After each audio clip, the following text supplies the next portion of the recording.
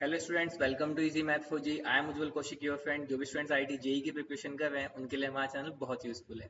आज क्वेश्चन है, let alpha greater than zero beta greater than zero be such that alpha cube plus beta square is equal to 4 if the maximum value of the term independent of x in the binomial expansion of this is 10k, then what is the value of k।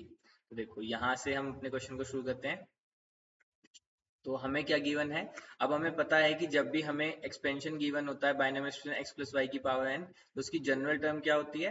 N C r x की power n minus r and y की power r। तो यहाँ से हमें जो expression given है, alpha x की power 1/n plus beta x की पावर -1/6 की होल पावर 10। तो अब अगर मैं इसकी जनरल टर्म लिखूं यहाँ से, तो it will B 10 CR। This entire term is x, तो अल्फा x की पावर 1/n की पावर 10 माइनस r, यहाँ से आया इनटू बीटा x की पावर -1/6 की पावर r। इसको फर्दर सिंप्लीफाई कर लेते हैं। दिस विल बी 10 CR, यहाँ से हो गया अल्फा की पावर 10 माइनस r और इधर से बीटा की पावर r। अब देखो x की पावर को कैसे सोल्व करेंगे? दिस विल बी x की power 10 minus r/n minus r/6। ठीक है। कैसे? a की पावर m की पावर n क्या होता है? a की पावर mn। तो पहले इस प्रॉपर्टी को यूज करके यहाँ से मेरे पास जो x की पावर आ गई वो कितनी बन गई? 10 माइनस r/n, ये पावर बन गई। और यहाँ से माइनस r/6 बन गई। अब हमें पता है बेस सेम है तो पावर ऐड हो जाएंगी, नेगेटिव का साइन है तो ये एंटायर टर्म नेगेटिव में आ गई, माइनस r/6। अब देखो आगे इस क्वेश्चन को सोल्व करते हैं। अब यहाँ से उसने कहा मुझसे term independent of x. Term independent of x means जहाँ पे एक्स की पावर जो हो वो जीरो हो। It means 10 minus r upon 9 minus r/6 should be zero.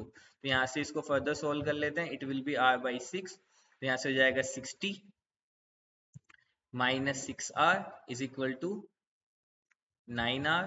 तो यहाँ से हो जाएगा 15r इज इक्वल टू 60 और r की वैल्यू कितनी हो जाएगी? 4। तो देखो अब r की वैल्यू 4 आ गई, तो यहाँ से यहाँ पे पुट कर लेते हैं। तो it will be T5 is equal to 10C4 alpha की पावर 6 एंड बीटा की पावर 4। ठीक है। अब ये आ गई टर्म। अब यहाँ पे मुझे कुछ कुछ अल्फा क्यूब बीटा स्क्वायर ऐसे ही कुछ यहाँ पे गिवन है।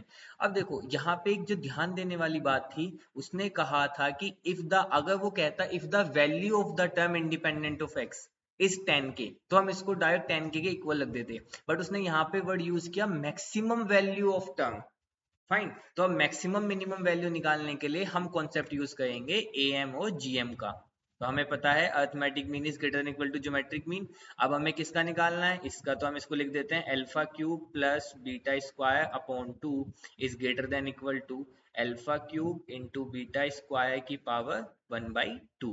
तो यहाँ से अब इसकी वैल्यू कितनी गिवन है? 4, तो ये कितना हो जाएगा? 2 डिवाइडेड बाई 2 है तो। एंड अगर देखो यहाँ पे क्या है? Alpha cube into beta square, alpha cube into beta square की पावर 1/2। अब मुझे चाहिए क्या? अल्फा की पावर 6। तो पहले मैं एक बार स्क्वायर कर देता हूँ। It will be 4 is less than equal to alpha cube beta square. अब मुझे चाहिए क्या? अल्फा 6 और बीटा स्क्वायर। तो एक बार और स्क्वायर कर देता हूँ, तो 16 greater than equal to alpha 6 and beta 4। तो जो अल्फा 6 इंटू बीटा 4 की मैक्सिमम वैल्यू है दैट इज 16। तो बस अब यहाँ के बाद क्वेश्चन इजी हो गया। तो हम कह सकते हैं कि दैट इज 10C4 इंटू, अब इसकी जगह पे लिखता हूँ मैं 16 इज इक्वल टू किसके इक्वल है? 10k के। तो k किसके इक्वल हो जाएगा? 10C4 into 16/10।